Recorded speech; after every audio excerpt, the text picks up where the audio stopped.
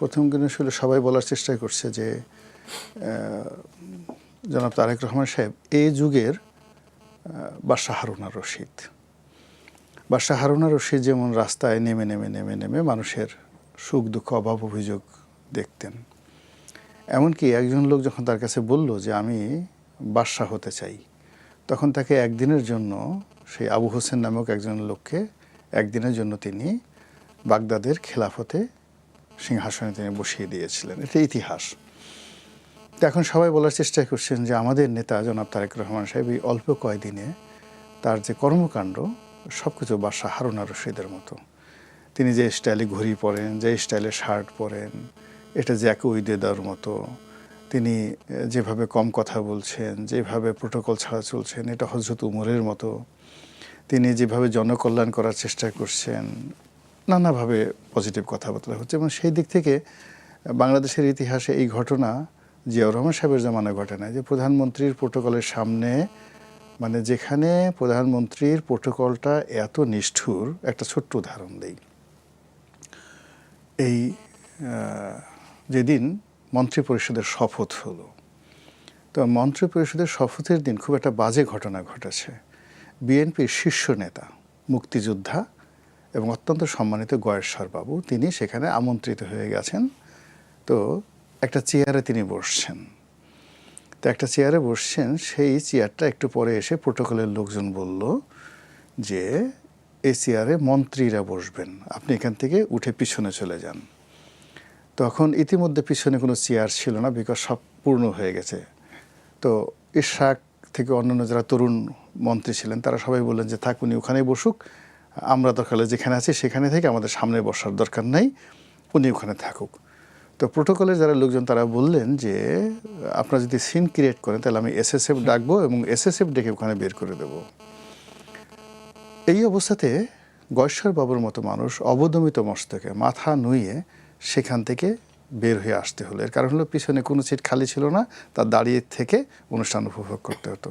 তো এটা আমি বললাম যে ঠিক সেম ঘটনা আমি দেখেছি ওই 2009 সনে যখন শেখ হাসিনার মন্ত্রী পরিষদ হলো, সেখানেও সুরেন্দ্র সেনগুপ্ত, শেখ সেলিমের মতো মানুষ এইভাবে কিন্তু প্রোটোকল দ্বারা অপমানিত হয়েছিলেন।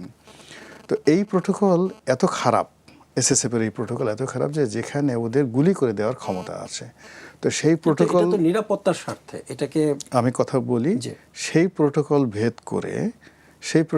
করে একজন মানে অসহায় পিতা তার সন্তানের মানে সিকিউরিটির জন্য সেই প্রোটোকল ভেদ করে প্রধানমন্ত্রীকে রাস্তায় থামিয়ে দিয়েছেন। আর প্রধানমন্ত্রী এটা মানে নেমে গাড়ি থেকে নেমে তার কথা শুনছেন, পেশেন্ট হিয়ারিং, এটা লোকজন বিশ্বাস করছে না। মানে যারা জানে, আর যারা জানে না তারা বলছে আহা সুবহানাল্লাহ, আলহামদুলিল্লাহ, আল্লাহর রহমত নাজিল হোক, এমন প্রধানমন্ত্রী দরকার। যারা জানে না, আর যারা জানে তারা বলতেছে এখানে ডাল মেকুস কালা হায়, এই কথাগুলো বলা হচ্ছে। 2 নম্বর হলো যে উনি অ্যাজ এ প্রাইম মিনিস্টার তিনি তো তার স্বরাষ্ট্রমন্ত্রীকে বলবেন ডুইট, এই জিনিসগুলো আছেন, বা বড় জোর আইজিকে বলতে পারেন, আইজি মেট্রোপলিটন কমিশনার করবেন। কিন্তু যখন একজন প্রধানমন্ত্রী সরাসরি একজন এসপি পদমর্যাদার কর্মকর্তাকে সরাসরি টেলিফোন করেন এবং সেই এসপি মাত্র 15 মিনিটের মধ্যে, উইদিন 15 মিনিটের মধ্যে এরকম একটা অসাধ্য সাধন করে বলেন, এটা অনেকটা সিনেম্যাটিক হয়ে যায়। সিনেমাতে মানে জাস্ট রবিনহুড বা ধরেন সেই 007 যে সিরিজের যে সেই ব্রিটিশ বিখ্যাত গোয়েন্দা যে আছে, আমার নাম মনে আসতেছে না, কি ব্রিটিশ গোয়েন্দা সিনেমা যেটা, এরকম আর কি সিনেমাটিক এরকম হতে পারে। বাংলাদেশের দস্যু বনহুর বা আপনার মাসুদ রানা, এই সিরিজের যেভাবে নায়কের সফলতা দেখানো হয়, তো ওইরকমভাবে ডিসি মাসুদের সফলতাকে 2 পক্ষ নিয়ে কথাবার্তা বলছে। আমরা যারা মিডল ক্লাস মানুষ আছি, আমাদের কাজই হলো এই আপনাদের টকশোতে এসে নিজে যা মনে করি বুঝি ঠুঝি এই কথাবার্তাগুলো বলা। এছাড়া তো আসলে আমাদের আসলে আমি জানি না, আমার তো নাই, মাহবুব কামাল সাহেবের ভুলেও মন্ত্রী হওয়ার এমপি হওয়ার ইচ্ছা হয় কি না আমি বলতে পারি না। আমাদের ওই স্বাদ আহ্লাদ নাই। আমাদের এই যে একটু কথাবার্তা বলতেছি, একটু কলম দিয়ে লিখতেছি, এতেই আমাদের শান্তি। এখন এ যদি কেউ এসে মুখটা সেলাই করে দেয়, কেউ যদি এসে বলে যে জিব্বাটা কেটে দেবো হাল্লা রাজার মতো, তারপর কেউ যদি বলে তোর আঙ্গুল দিয়ে, যে আঙ্গুল দিয়ে লেখো সেই আঙ্গুল থ্যাতলাই দেবো, কেটে দেবো, আমাদের ভয় শুধু অতটুকু। এর বাইরে কিন্তু আমাদের অন্য কোনো ভয় নেই। আমরা নিজেরটা উপার্জন করি, নিজেরটা খাই, সরকারকে ট্যাক্স দিই, এই দেশে স্বাধীন দেশে সভ্য মানুষের বসবাস করি। তো আমাদের মতো যারা মানুষজন আছেন তাদের চিন্তা মানে তারা যে কথা বলতে চাই অভিজ্ঞতা থেকে, আমাদের অভিজ্ঞতা তার সাথে সাথে আমরা যেটা পড়াশোনা করেছি। ধরেন আমি যদি ৫,০০০ বছর আগের একটা বই পড়ে থাকি মহাভারত, তাহলে আমি কিন্তু ওই মহাভারতের জ্ঞানটাও কিন্তু আমি এখন পর্যন্ত সেই দুর্যোধনের কাহিনী বা সেই অর্জুনের কাহিনী, কৃষ্ণর কাহিনী কিন্তু আমি ধারণ করছি। ফলে একজন লেখাপড়া মানুষ কিন্তু বর্তমান যুগের হলো সে হাজার হাজার বছরের ঐতিহ্য ধারণ করে। ফলে আমাদের কথাগুলো কিন্তু আপনি ফেলে দিতে পারবেন না, যারা ফেলে দেয় তারাই মরে। তো সেই দিক থেকে বর্তমান সরকারকে আমরা যেটা বলবো, acting is good but over acting is dangerous, very very dangerous. কোনো অবস্থাতে যেন কারো প্ররোচনায় পড়ে সরকারের যারা কর্তা ব্যক্তি তারা যেন ওভার অ্যাক্টিং না করে। এটা তাদের অনেক ভালো কাজগুলোর মধ্যে মানে যাকে বলা হয় এইগুলোর মধ্যে অনেকটা বিষ, যাকে বলে সর্ববিষ ছড়িয়ে দেবে, তাদের সব ভালো কাজগুলো নষ্ট করবে। অনেক ওভার কাজ। আমাদের সেই রানা প্লাজার ঘটনাতে রেশমার যে নাটক, সেই রেশমার নাটক কিন্তু আমাদের মানে আওয়ামী লীগের এই যে রানা প্লাজায় তারা এত কিছু করেছে সব জিনিসগুলো কিন্তু নষ্ট করে দিচ্ছে সেই রেশমার কাহিনী। ফলে এই সময়টিতে আমরা যেমন দেখলাম এই সরকার হঠাৎ করে ক্ষমতায় এসে খাল কাটা, এই যে খাল কাটা মানে এটা একটা পুরনো ধ্যান ধারণা। এখন আপনি পানির যে লেভেল নেমে গেছে, আপনি 40 ফিট মানে মানে গভীরতায় গেলেও কিন্তু পানি পাওয়া যাচ্ছে না। আপনি এখন কোথায় খাল কাটবেন বলেন তো? আপনি বাংলাদেশের যে জমি, যে খাল কাটার মধ্যে কোনো জমি আছে? যে নর্দমাগুলো আছে, নর্দমাগুলো বড় জোর পরিষ্কার করা যেতে পারে, নর্দমাগুলো পরিষ্কার করা যেতে পারে, কিন্তু খাল কাটা এখন আর কোনো যাকে বলে এটা না। আর যেটা এত ল্যান্ড পাবে কোথায়? মানে 20,000 কিলোমিটার। আপনার জিয়াউর রহমান সাহেব খাল কাটায় যে টাকা খরচ করেছেন বা যে কাছে একটা খাল আছে অবশিষ্ট আছে, এখন কোনো জায়গাতে নাই। এখন এরা বলতেছে আমরা 20,000 কিলোমিটার খাল খনন করব। এই জিয়াউর রহমান করেছেন, এটা একটা আবেগ। আর এই খাল কাটার জন্য তারা কি করতেছে, অনেক এমপি শুরু করে দিয়েছে, একটা ভেগু ভাড়া করে নিয়ে বিভিন্ন জায়গাতে গিয়ে সে দিয়ে আবার ফেসবুকে দিয়ে দিচ্ছে।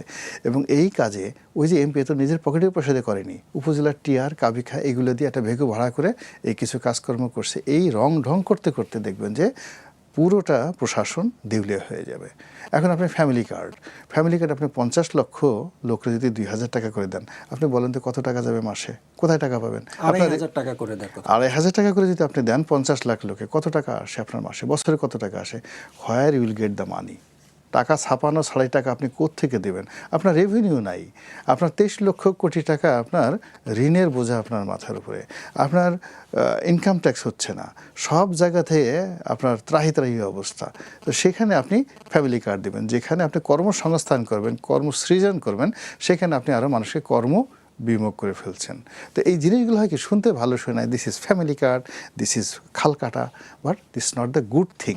ফলে নির্বাচনের সময় যে কথাগুলো বলেছেন ভালো কথা, কিন্তু এখন সেই জিনিসগুলো বিচার বিশ্লেষণ করে করতে হবে, বলতে হবে। এখন আমাদের এই গল্প কয়েকদিনে যা কিছু দেখতেছি, আমার কাছে একটা কথাও বা একটা কাজও আমার কাছে মনে হচ্ছে না। যে আমাদের লাভ দেওয়া মন্ত্রী এহসানুল হক মিলন বিশাল একটা লাভ দিলেন, লাভ দিয়ে সে কী করলেন, এই ঢাকা বিশ্ববিদ্যালয় শান্তশিষ্ট জিনিস।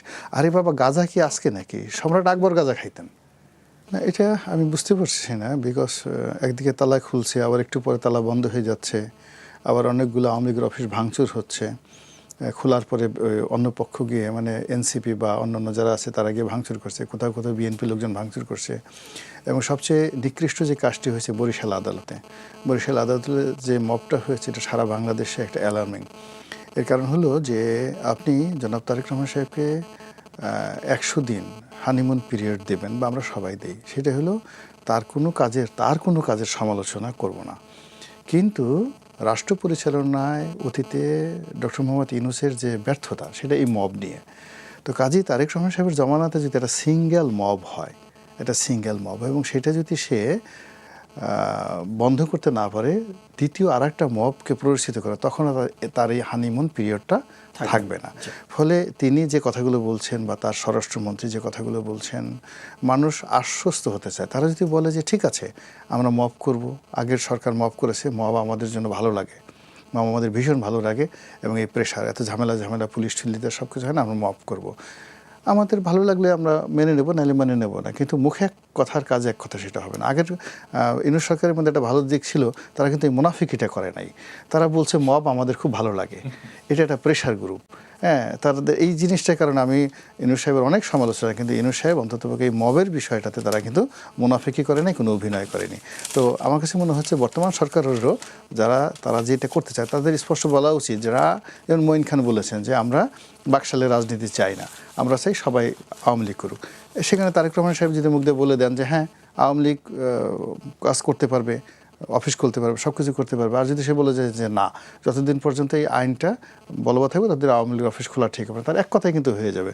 কিন্তু মাঝামাঝি একটা জায়গাতে থাকার কারণে সমস্যাগুলো একবার শুরু হয়ে গেলে না, যে কোনো একটা সমস্যা শুরু গেলে এরপর থামানো যায় না।